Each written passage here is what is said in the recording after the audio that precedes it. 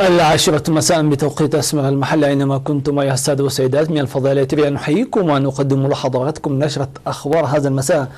أستهل معكم أنا عبد الله محمد علي بالعناوين.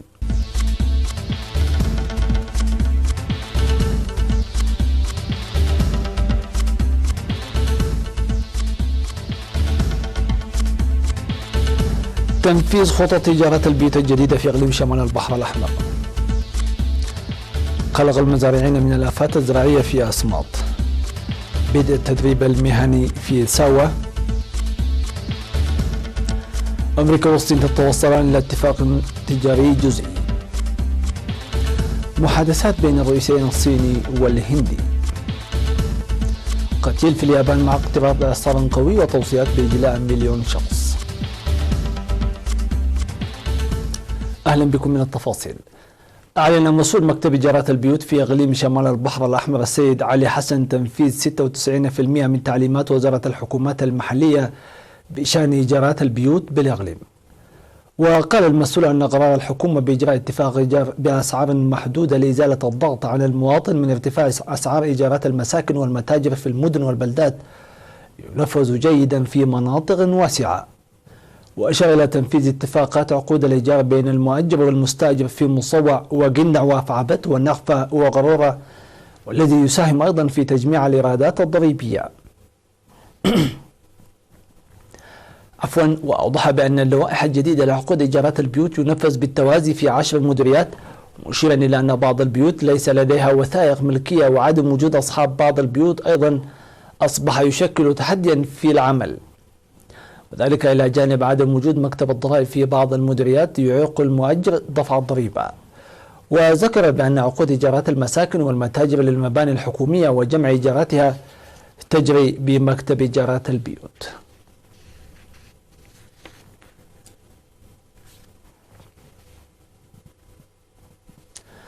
أوضح مزارعو أسندا بمديرية أسماط أن أنشطة حماية التربة وحفظ المياه التي قاموا بها قبل موسم الأمطار ساعدت لتحقيق نتائج جيدة في مزارعهم.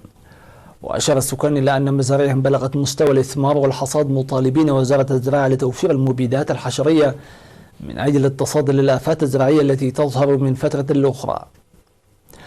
وذكر مسؤول مكتب وزارة الزراعة في المديرية السيد ياسين عثمان عن زراعة مساحة 4000 هكتار بالذرة و1000 هكتار بالدخل والبذور الزيتية، وأن المطلب مقبول رغم أن الوضع ليس مغلقا كثيرا وتجري المراقبة الجادة. وأوضح بأن وزارة الزراعة ستقدم في العام 2020 بذور تتحمل الآفات الزراعية التي ظهرت.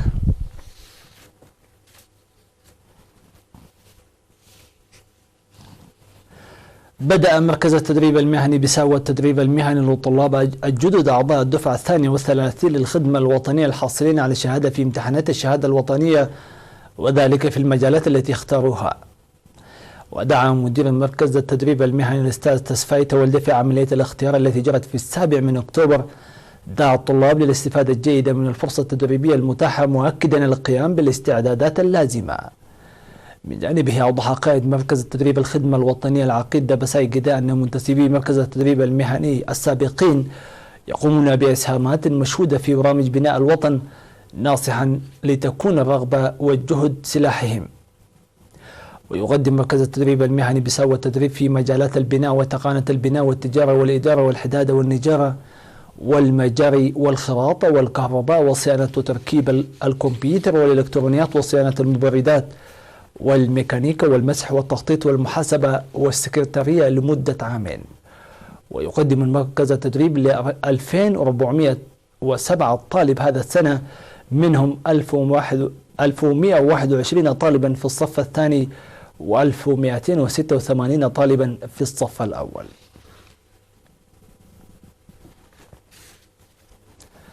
نظم الاتحاد الوطني للمرأة فرع إقليم شمال البحر الأحمر بالتعاون مع شركائه تأهيلا لمدراء 5 ضواحي في مديرية مصوع وانتخبوا هذا العام لمساعدتهم في عملهم. وتضمن التأهيل المنظم في الفترة من 7 وحتى 10 من أكتوبر الحالي للإدارة وتقوية التنظيم والإحصاء ونظام المعلومات الجغرافية.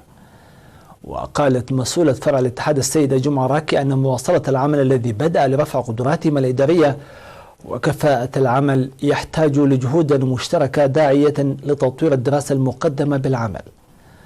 وأشار المشاركون في الدورة التأهيلية لأهميتها لتنفيذ عمل فعال وسريع. وأوضحت مسؤولة الاتحاد الوطني للمرأة فرع مديرية المصوعة السيدة لملم هبتاب أن فوز المرأة في 4 ضواحي من 5 ضواحي يبين نتائج الحملة التوعوية المكثفة، معربة عن ثقتها لتهيئة التأهيل أرضية صلبة لعمل مميز.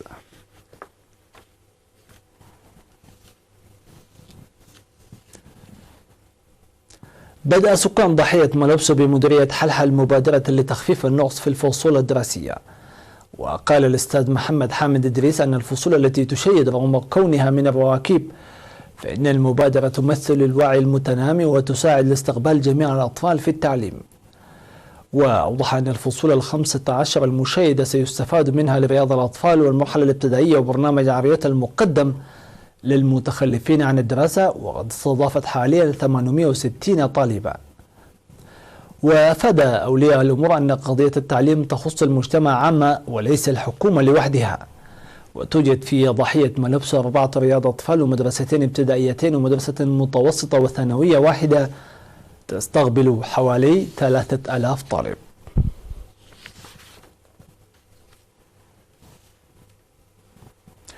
سيداتي سادتي، لا فاصل وثم نوافيكم بالأنباء العالمية.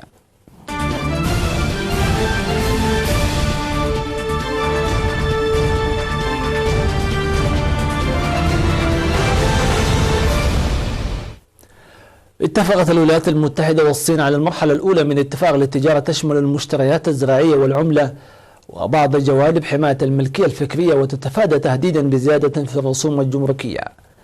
لكن الرئيس الأمريكي دونالد ترامب قال أن هناك حاجة إلى التفاوض بشأن مسائل أخرى.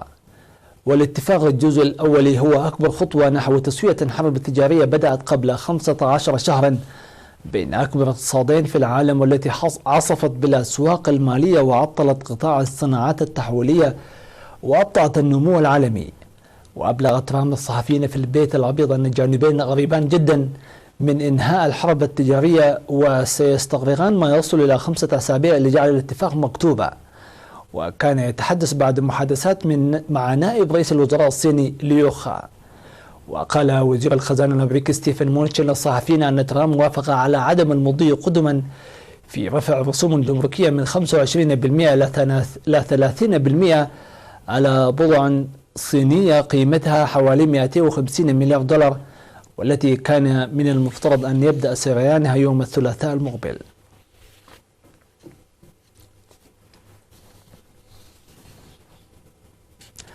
قال الرئيس الصيني شي جين بينغ أنه أجرى نقاشا صريحا مع رئيس الوزراء الهندي ناريندرا مودي، وسيتابع تنفيذ الاقتراحات التي ناقشها الزعيمان لتحسين العلاقات الثنائية. وأجرى شي ومودي محادثات ثنائية استمرت لساعات في بلدة هندية جنوبية خلال ثاني قمة سنوية تجمعهما بهدف إنهاء عقود من انعدام الثقة بين البلدين بسبب نزاعات حدودية وعجز تجاري متفاقم، وبسبب علاقات الصين العسكرية الوثيقة مع باكستان خصم الهند اللدود. وتضررت العلاقات الثنائية عندما ألقت الهند الوضع الخاص بإقليم كاشمير في أغسطس، مما أقدم باكستان وحليفتها الصين. وأشار مودي في تصريحاته إلى أنه اتفق مع شي على إدارة خلافاتهما بحكمة حتى لا تتفاقم كرة الثلج وتتحول الخلافات إلى نزاعات. وقال مسؤولون أنه من المتوقع أن يمضي البلدان قدما في اتخاذ سلسلة من إجراءات بناء الثقة على الحدود، بما في ذلك التجارة عبر الحدود والسياحة، وقد يصل الأمر إلى تسيير دوريات عسكرية مشتركة لزيادة الثقة.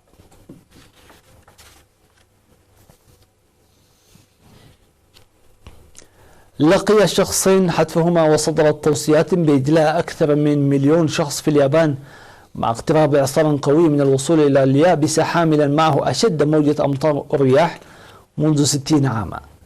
وقالت هيئة الإذاعة والتلفزيون اليابانية أن رجلا في الأربعينات من العمر قتل في مقاطعة شيبا إلى الشرق من طوكيو، كما أصيب رباط أيضا حيث اقتلعت الرياح أسقف عدد من المنازل.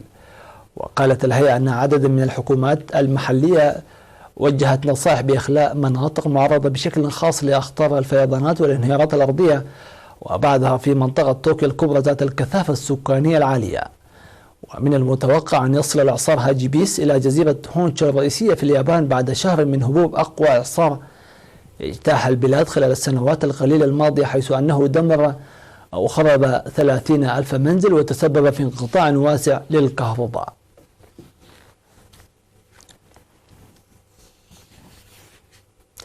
وختاما، أصبح الكيني إليوت كيبتشوغي أول عداء يقطع أحد سباقات الماراثون في أقل من ساعتين، حيث أحرز ماراثون فيينا مسجلا ساعة 1:59 دقيقة و40 ثانية. ولن يسجل الزمن الذي حققه كيبتشوغي بطل أولمبياد ريو 2016 في الماراثون الذي امتد لمسافة 42.195 كيلومتر، لأن يسجل كزمن قياسي عالمي نظرا لأنه لم يسجل في منافسة مفتوحة وفي سباق لم ينظم تحت إشراف الاتحاد الدولي، إضافة إلى أن المتسابقين لم يخضعوا لتحاليل طبية واختبار تناول العقاقير المنشطة. ولا يعد الزمن الذي سجله كيبتشوغي في الماراثون اليوم معتمدا لدى الاتحاد الدولي لألعاب القوى، كما كان الحال في ماراثون مونزا 2017 الذي كان يسعى من خلال كيبتشوغي كان يسعى أيضا لتسجيل أقل من ساعتين، لكنه أنهاه في 2:25 ثانية، ويحمل كيبتشوغي الزمن القياسي العالمي الرسمي لسباقات الماراثون، وقد حققه في ماراثون برلين عام 2018 حينما سجل 2:01:39 ثانية.